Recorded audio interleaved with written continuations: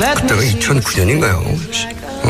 10년인가요? 노무현 재단 이사장 계실 때. 제가 그때 아직 정치를 하시기 전이죠. 대선 출마 안 하냐고 질문을 계속했어요. 기억나시죠? 그 질문을 인터뷰 내내 수십 번 했었어요. 그런데 어쨌든 결국 이렇게 나왔으니까 네. 우리 김총수께서 애프터 서비스까지 책임지셔야 됩니다. 제가 알 바 아니고요. 이재명 사이다. 문재인 고구마. 고구마 아닌가요? 답답하다. 고구마. 이재명 시장이 아주 잘 하고 있는 것은 맞고요. 정말 사이다 맞습니다. 어쨌든 사이다는 금방 또 목이 마르잖아요. 탄산음료가 밥은 아니죠. 고구마는 배가 든든합니다. 저는 든든한 사람이다. 이렇게 답을 드리고 싶습니다. 웃지 마세요.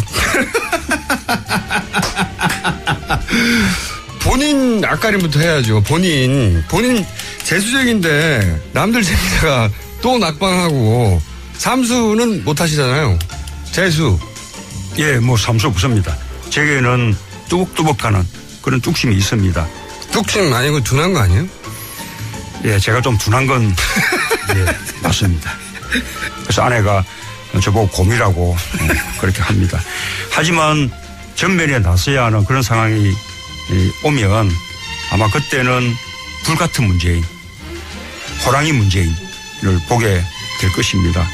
한번 해보세요. 자, 따라해보세요. 라디오는 TBS. 시사는 뉴스공장. 손석희보다 김어준. 네. 김어준 짱. 네. 잘하셨고요.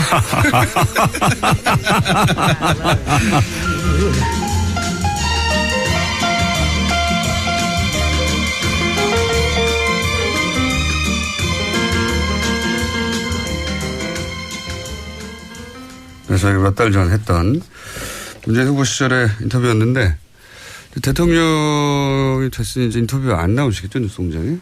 예. 저희가 한번 시도해 보려고요. 저 소개해 주세요. 그렇군요. 권순정 리얼미터 조사실장 옆에. 안녕하십니까. 제가 했던 인터뷰에 제가 안 나오실걸요. 빠져들어서. 대통령이 네. 이제 라디오 방송 스튜디오에 나온 적은 없어요. 예. 그렇겠죠. 네. 외국은에 있을 것 같은데. 그런데 이제 처음은 있기 마련 아닙니까? 네. 그렇죠. 한번 시도해 볼까. 깨라고 있는 거니까. 자, 보통은 이제 이 첫 시간에 당선자를 배출해내는 당에 보통 선대위원장이라든가 당 대표 연결합니다. 구태위원회에서 저희 안 하려고요. 그렇게 안 하고 이번 선거의 의미를 좀 그 수치와 함께 되짚어 볼까 합니다. 네. 네. 어떤 의미가 있는 선거인지. 왜냐하면 최종적으로는 이제 득표율 정도 보고 네. 그리고 이제 주요 지역 정도 보고는 이제 보통 관심을 끄게 마련인데 이 수치를 자세히 들어보면 그 사람들의 마음 민의가 어디 있었는지 드러나잖아요. 네. 그래서 한번 짚어볼까 하는데 자 결국 40% 넘는 득표를 당선이 됐는데 가장 먼저 여쭤볼 것은 판세를 발표할 수 없었던 깜깜이 기간 있지 않습니까? 예, 한 일주일 정도 됐죠. 네. 그 기간 동안에도 여론조사 기관들은 다들 조사를 하잖아요. 하죠. 예. 이제는 말할 수 있다. 그 기간 동안 사실 판세가 요동을 쳤죠. 요동쳤습니다. 네. 그 요동쳤던 걸 간략하게 좀 요약해서 알려주세요. 사실 문 후보 같은 경우는 40%대 리얼미터 지표로는 40%대 중반을 유지해서 크게 변동이 없었습니다. 그런데 2, 3위 그리고 4, 5위 간의 순위가 뒤바뀌는 그렇죠. 판세가 변동이 있었는데요. 그러니까 실버 크로스와 브론즈 크로스가 브론즈 크로스 일어났어요. 네. 네. 그래서 홍 후보 같은 경우는 사실 5월 1, 2일이 마지막 그 공표검지 마지막 조사였는데 그때 오차범위로 안으로 홍 후보, 안 후보가 붙어 있는 조사가 몇 개 나오긴 했지만 리얼미터 기준으로는 18.6%로 완전히 붙어 있었습니다. 완전히 붙어 있었죠. 예. 그래도 대다수는 이제 오차범위 안에서 안 후보가 앞서는 걸로 마감이 됐거든요. 네. 공표검지. 근데 들어서면서 역전이 되었습니다. 리얼미터 기준으로는. 저도 사실 누구한테 말을 못하고 듣긴 했는데 그때 사실 안철수 후보 3번이 폭락을 했어요. 네. 순간적으로. 네. 저도 이해할 수 없는 현상이었는데. 네. 그 저도 긴가민가 했는데 네. 그게 이제 오늘 득표율로 보니까 이제 그게 그대로 나타난 것 같아요. 한 10% 초반대까지 갑자기 떨어졌죠. 예. 안철수 후보 쪽에. 네. 물론 이제 그 이후에는 이제 소폭 반등을 해서 유지를 했지만 다시 반등하기 시작한 게 저도 이제 뚜벅이 시작할 때 이거 정말 어울린다 잘하고 있는 거라고 했는데 그 뚜벅이가 지지율을 끌어올렸어요. 되돌아보면. 맞습니다. 일부 영향을 미쳤다고 생각합니다. 저도. 네. 다른 특별한 소재가 없었는데. 네. 폭락을 했다가 다시 꾸준히 올라갔죠. 그죠? 네. 그래서 5월 1, 2를 기점으로 해서 이제 역으로 이제 거의 이제 또 벌어지는 상황이 이제 지속이 되어서 거의 홍준표 후보는 20%대 초중반 그리고 안철수 후보는 10%대 후반 그렇게 리얼미터 지표로는 마감이 되었습니다. 네. 깜깜이 기간 동안. 그렇습니다. 그리고 4, 5번도 격심했어요. 변화가. 맞습니다. 4, 5번도 이제 공표검증 직전까지는 심 후보가 유 후보를 앞섰습니다. 근데 그때 상황에는 심 후보는 어떤 조사는 9.8%까지 나왔거든요. 저 대부분 한 7, 8% 정도 나왔고 그때 상황에서 유 후보 같은 경우는 4, 5% 정도 나왔습니다. 근데 이제 오늘 이제 득표율도 보셨겠지만 여론조사 깜깜이 기간에도 순위가 이제 뒤바뀌는 상황인데 브론즈 크로스가 일어났어요. 예, 기억하시겠지만 이제 바른정당의 의원 일부가 탈당을 했고 그 이후에 동전 표심이 상당히 많은 부분들이 결집을 했습니다. 제일 무서운 건 동전. 예, 그래서 한때는 한 8% 정도까지 오른 상황이었고 저희들이 예측치를 내놓을 때는 8.2%까지 내놨는데 어떤 여론조사 기관의 수치에 따르면 거의 두 자릿수. 네, 그런 얘기도 들었기도 했습니다. 네. 4번 후보가 두 자릿수 가까이 그리고 5번 후보도 두 자릿수 가까이. 네. 그래서 4, 5번이 두 자릿수 가까이 득표할 수도 있을지도 모른다는 전망이. 네, 그런 전망이 있었는데 또 심 후보 같은 경우는 이제 완만하게 하락을 했습니다. 8% 정도에서 5월 1일에 유지를 했는데 완만하게 조금씩 그 하락을 해서 저희 리얼미터 같은 경우는 거의 마지막 7, 8일에 한 6%대를 유지를 했었습니다. 자, 깜깜이 기간 동안 그랬군요. 네. 지역별로 우선 호남 지역 한번 짚어볼까요? 예, 이거는 이제 저희 득표율 예측 TBS하고 한 득표율 예측에 이제 권역별로 이제 그 추정 득표를 하고 오늘 나온 개표 상황에서 득표 거의 비슷합니다. 리얼미터 자랑 한번 하고요. 그런데 일단 오늘 이제 그 개표 상황을 이제 알려드려야 될 것 같은데 호남을 먼저 보면은 광주가 문 후보가 61% 정도, 안 후보가 30% 정도, 2대1 정도가 나왔습니다. 전체적으로 6대3 정도인데. 예, 전남도 마찬가지인데 59.9, 30.7로 거의 2대1이고 전북은 약간 더 벌어졌습니다. 64.8대 23.8. 이제 거의 이제 광주 전라를 전부 다 합치면은 2대1 정도로 문 후보의 기존의 여론조사보다는 조금 더 문 후보에 쏠려 있는 결과가 나왔습니다. 그 호남에서 국민의당의 지난 총선에서 압승했던 거를 생각해 보면 그렇죠. 이렇게까지 격차가 날 줄 전망하지 못했던 분들이 많아요. 대부분의 호남 의원들이 있기 때문에 조직력이 상당히 강한데도 불구하고 좀 더 벌어진 결과죠. 국회의원들을 거의 대부분 차지하고 있는데도 불구하고 이만큼 차이가 났다면 이 요인을 저희가 어떻게 분석해야 될지 이 시점에 이제 1번 당을 연결하는 겁니다. 잠시. 네, 알겠습니다. 저는 쉬고 있겠습니다. 네. 자, 문재인 후보가 호남에서 압승할 수 있었던 요인은 뭘까? 김홍걸 더불어민주당 국민통합위원장 연결됐습니다. 안녕하세요, 위원장님. 예, 안녕하세요. 김홍걸입니다. 네. 지난 총선에서 호남 전역에서 더불어민주당 후보가 전패했지 않습니까? 예, 그렇죠. 예. 그런데 이번에는 호남 전역에서 문재인 후보가 압승을 했어요. 네. 이 요인을 어떻게 분석하십니까? 다들 아시겠지만, 이제 호남 유권자들의 그 전략적인 투표, 그것이 한 번 더 나왔다고 할 수 있는데요. 이제 이번에 확실한 정권 교체, 믿을 만한 대통령 뽑자는 그 의견이 강했기 때문에 안철수 후보 쪽은 좀 정체성이 불분명한 것을 보여주지 않았습니까? 그래서 아마 그 부분 때문에 이 될 사람으로 표를 몰아주자 하는 그 여론이 막판에 강해진 거죠. 선거 막판에 될 사람을 미루자. 전략적. 호남이 이제 전략적 투표 유권자들이 하는 것으로 유명한데 이번에도 그런 경향성이 강하게 나타난 것이다. 예, 그렇게 봐야죠. 자, 그러면은 사실 문재인 후보를 가장 강하게 공세를 취한 건 국민의당이었습니다. 소위 이제 문모닝이라고 예, 그랬죠. 불리는 아침마다 이제 문재인 후보를 거론하는 국민의당의 공세가 아주 강했었는데 이런 공세가 역효과를 불러온 건가요? 어떻게 분석하십니까? 그렇게 봐야죠. 그러니까 자신들이 집권하면 무엇을 할 수 있을지, 또 과연 집권하게 되면 누구와 손을 잡고 정치를 할 것인지, 이런 것은 얘기를 하질 못하면서 계속 상대방을 공격만 하니까 결국은 이 수권 정당으로의 모습은 전혀 보여주질 못한 거죠. 그러면 이제 호남 국민의당에서 항상 주장했던 반문정서. 예.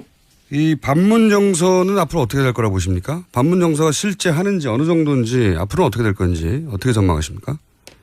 물론 이번에 이제 안철수 후보가 받은 30% 정도의 표 중에 예. 반문 정서가 분명히 있죠. 네네. 안철수 후보에 대한 동정론, 거기서 나온 표도 물론 있고. 네. 근데 이제 반문 정서가 아직 존재하는 것은 사실이지만. 네. 이제 서서히 누그러질 것이다. 새 정부가 하는 것을 보면은 이 반문 정서는 서서히 사라질 걸로 저는 봅니다. 알겠습니다. 오늘은 간단하게 짚어보는 시간이라 여기까지 하고요. 저희가 조만간 따라 한번 모시겠습니다. 감사합니다. 예, 감사합니다. 네. 지금 이제 정치인들이 주인공이 아닌 시간이기 때문에. 자, 그리고 굉장히 이걸 짚어주는 언론이 없는데 굉장히 이제 독특한 지점이 부산과 광주에서 각각 1위를 한 최초의 대통령 네. 당선자입니다. 예. 그래서 부산 지역도 한번 짚어볼까 하는데. 네.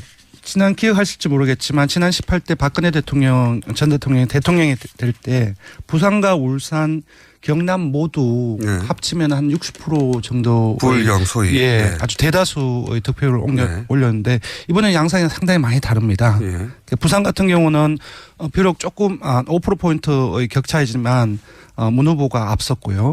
울산도 마찬가지입니다. 울산은 네. 격차가 조금 더 벌었습니다. 38대 28 정도로. 네.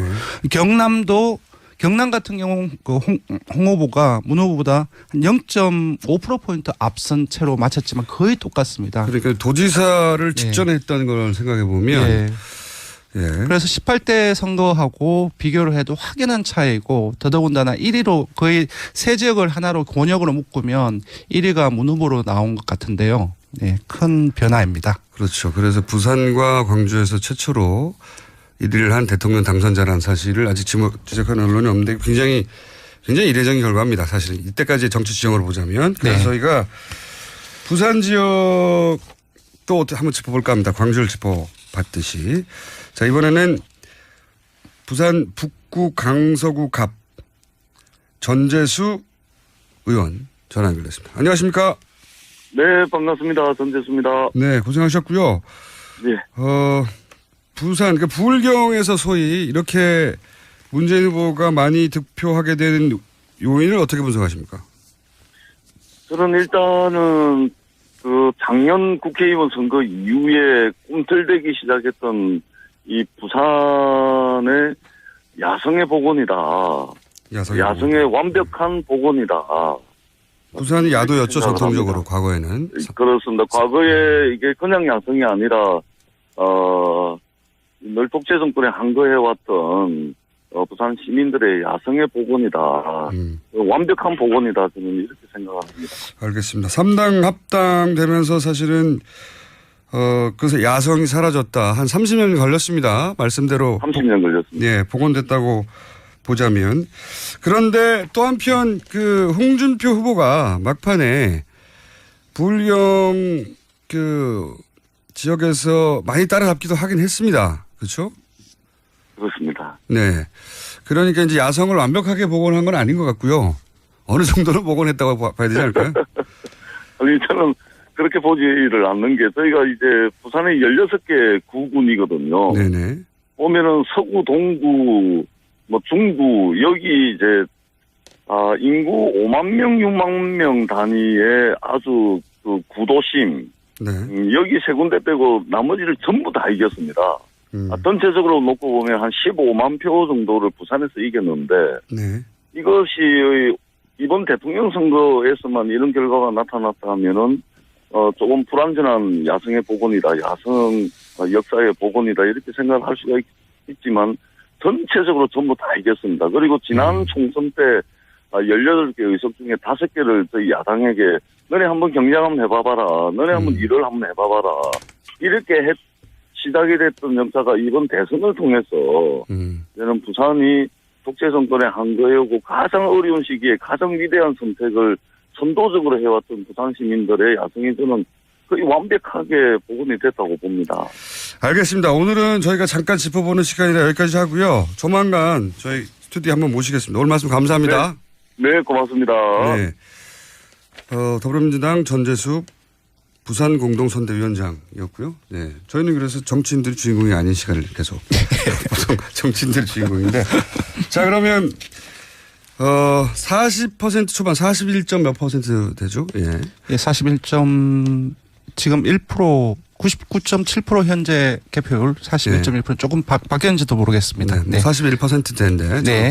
뭐 큰 차이는 없을 것 같고. 네. 이 득표를 여론조사 기관으로 오랜 선거를 통계치를 내온 전문가로서는 이 기록을 어떻게 평가하십니까? 일단은 그 선거운동 중반 후반에 이르면서 대세론이 아무래도 드러난다는 말은 안 하지만 자유한국당이라든지 국민의당에서도 이제 내부적으로 분석을 하기 때문에 아마 받아들이고 있을지 않았을까 생각하는데 사실상 유권자들은 상당히 더 큽니다.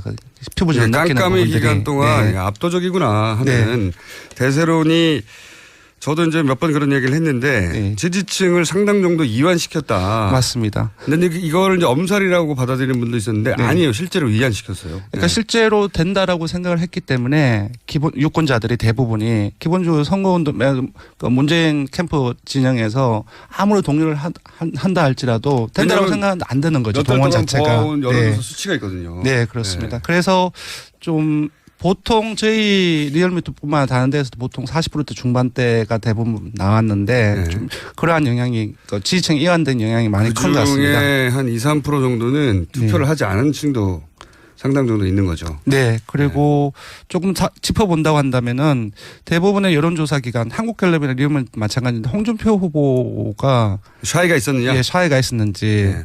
실제로 득표율을 본다면 24% 정도가 나왔는데 저희가 추정한 건 한국갤럽이 추정한 것보다 조금 더 높습니다. 그리고 한철수 그 후보의 득표율도 마찬가지인데요. 저희들도 한국갤럽도 지금의 득표율보다 낮게 그 추정을 했었는데 샤이 홍준표가 있냐, 샤이 안철수가 있냐 여러 네. 얘기가 나왔었는데 네. 샤이 보수층이 있긴 있었어요 보니까. 근데 있는데 이게 극히 좀 일부가 아닌가 싶습니다. 한세를 뒤집을 정도는 아니었는데. 네. 예. 보통 저희 이제 오차를 지금 보면은 한 1, 2%에 이제 불과하거든요. 근데 이제 이전에 국민의당이라든지 그 자유한국당 같은 경우는 물론 선거 전략인지는 모르겠지만 완전히 이제 그 샤이 보수층 또는 사회 한추층이 투표에 참가하면 완전 판세가 뒤집힌다 이런 얘기가 많았지 않습니까? 있었죠. 그 정도로 판세를 뒤집을 정도의 샤이층은 존재하지 않았다라고 볼 수 있을 것 하지만 같습니다. 전체적으로 보면 한 4, 5% 정도의 샤이가 있긴 있었던 것 같다. 맞습니다. 예. 네. 그 샤이 보수층이 홍준표 후보, 안철수 후보에 각각 네. 골고루 나눠진 결과인 것 같아요 보니까. 맞습니다. 예. 네. 그리고 이제 결과적으로 40% 초반 이제 워낙 수치가 45%, 44% 이렇게 네, 많이 그런 얘기를 했었죠. 그래서 41%가 적은 것으로 느껴질 수도 있는데 네. 저는 엄청나게 높은 거라고 보거든요. 앞서 코너에서 바깥에 있으면서 조금 들었거든요. 그게 맞는 분석이라고 생각합니다. 그러니까 다자구도 네. 특히나 군소 후보가 없어요. 5% 이상을 전부 다 지금 득표를 획득을 하고 있고 이 상황에서 50%를 과반을 넘는다는 것은 사실 정말로 힘들고 앞으로 나오기 힘든 구도입니다. 예, 정말. 아까 이제 전재수 의원이 부산 지역의 그 지자체를 보면 몇 개를 제외하고는 전부 다 휩쓸었다고 말씀을 하셨는데 이 숫자도 중요하지만 지역별로 본다고 한다면은 그 TK라 대구 경북과 그리고 경남도 아까 말씀드린 거의 클로즈하게 맞거든요. 예. 이걸 제외하고는 전부 다 14개 시도에서는 전부 다 1위가 나왔거든요. 처음 있는데. 예, 그리고 좀 놓치기 쉬운 부분인데 저희들 득표율 예측할 때의 직업별로 살짝 살펴봤습니다. 예. 그러니까 사무직과 노동직의 인구가 되게 많습니다. 예. 이쪽에서 1위를 했었고요. 그리고 전통적으로 가정주부하고 자영업, 농림수산업 종사자들이 보수적인 성향을 띱니다. 그런데 그렇죠. 이쪽에서도 1위를 했습니다. 그래서 보면은 모든 직업에서 일을 했어요. 모든 무직을 직업군이라고 분류를 한다고 했을 때 무직을 제외하고는 모든 직업군에서 1위를 했습니다. 그래서 50대 이하 모든 연령층에서 1위. 예. 그래서 지금 전국적 지역이나 그리고 연령층이라든지 그 직업을 봐도 전반적으로 문 후보가 대다수가 1위를 했던 걸 봤을 때 41.1%대 수치로만 환산해 볼 수 없는 부분이 있고 그리고 오자구두를 감안한다고 한다면은 상당히 높은 득표율이다. 제가 봤을 때는 향후의 국정 운영을 좀 원활하게 해나가기 위한 충분한 정도였던 그 지표가 아닌가 그렇게 생각이 듭니다. 모든 연령 그러니까 모든 직업군에서 1위 이거 굉장히 중요하고요. 네, 그리고 맞습니다. 50대 이하에서 1위. 그렇습니다. 50대 같은 경우는 선거 중반 정도에서는 약간 밀려서 2위로 떨어진 적이 있었는데 중후반을 넘어서면서 50대에서도 1위로 올랐었거든요. 그리고 이제 2위 후보와 역대 최다 득표차. 네, 맞습니다. 이것도 달성했고. 예. 나중에 이제 의미 분석이 여러 갈래로 되겠지만 수치로 뭐 45%를 득표하네 하는 그 수치에 익숙하다 보니까 이게 적게 느껴지는 거죠. 네. 굉장한 수치를 그렇습니다. 도달했고 예, 이 결과는 또 분석이 되겠죠. 오늘은 저희가 숫자를 가지고 하는 얘기는 여기까지만 해야 될 것 같아서 큰 틀만 짚어보고 다음에 또 좀 세부적으로 네. 지역별로 직업군별로 나이별로 분석을 좀 더 해보겠습니다. 자, 리얼미터의 권순정 시작하겠습니다. 감사합니다. 고맙습니다. 그래서 저희 안 하려고요. 그렇게 안 하고 이번 선거의 의미를 좀 그 수치와 함께 되짚어 볼까 합니다. 네, 네. 어떤 의미가 있는 선거인지. 왜냐하면 최종적으로는 이제 득표율 정도 보고 네. 그리고 이제 주요 지역 정도 보고는 이제 보통 관심을 끄게 마련인데 이 수치를 자세히 들여다보면 그 사람들의 마음 민의가 어디 있었는지 드러나잖아요. 네. 그래서 한번 짚어볼까 하는데 자, 결국 40% 넘는 득표를 당선이 됐는데 가장 먼저 여쭤볼 것은 판세를 발표할 수 없었던 깜깜이 기간이지 않습니까? 예, 한 일주일 정도 됐죠. 네, 그 기간 동안에도 여론조사 기관들은 다들 조사를 하잖아요. 하죠. 예. 이제는 말할 수 있다. 그 기간 동안 사실 판세가 요동을 쳤죠. 요동쳤습니다. 네, 그 요동 쳤던 걸 간략하게 좀 요약해서 알려주세요. 사실 문 후보 같은 경우는 40%대 리얼미터 지표로는 40% 중반을 유지해서 크게 변동이 없었습니다.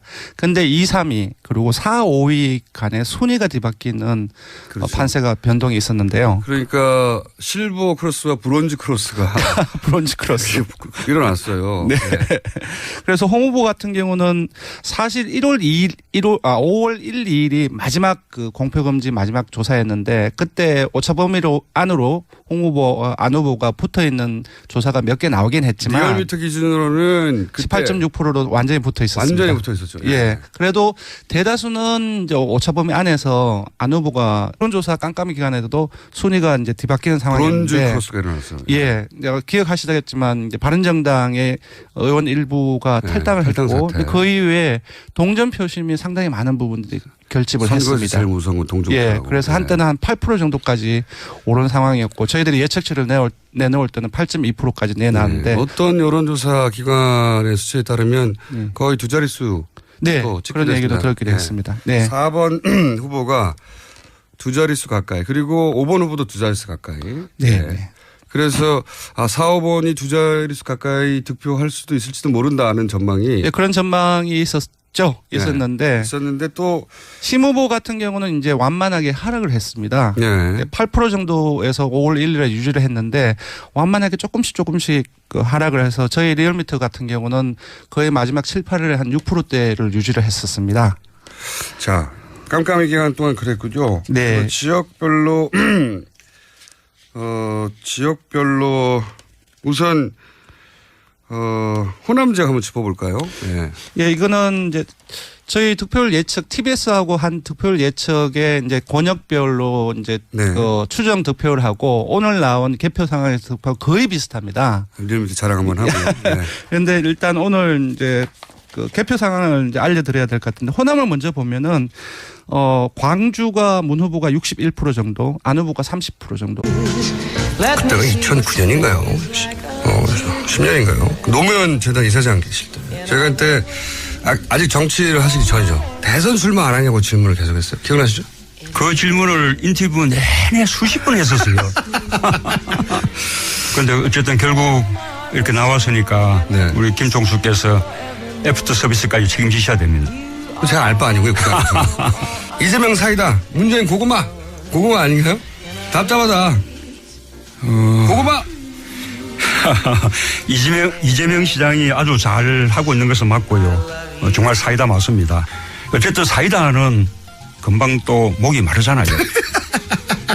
탄산음료가 밥은 아니죠. 고구마는 배가 든든합니다. 저는 든든한 사람이다. 이렇게 답을 드리고 싶습니다. 웃지 마세요. 본인 앞가림부터 해야죠. 본인 재수쟁인데 남들 재미다가 또 낙방하고 삼수는 못 하시잖아요. 재수. 예, 뭐 삼수 없습니다. 제게는 뚜벅뚜벅하는 그런 뚝심이 있습니다. 뚝심 아니고 둔한 거 아니에요?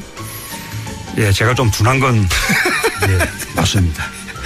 그래서 아내가 저보고 곰이라고 그렇게 합니다. 하지만 전면에 나서야 하는 그런 상황이 오면 아마 그때는 불같은 문재인, 호랑이 문재인을 보게 될 것입니다. 한번 해보세요. 자, 따라해보세요. 라디오는 TBS. 시사는 뉴스공장. 손석희보다 김어준. 네. 김어준 짱. 짱. 네. 잘하셨고요.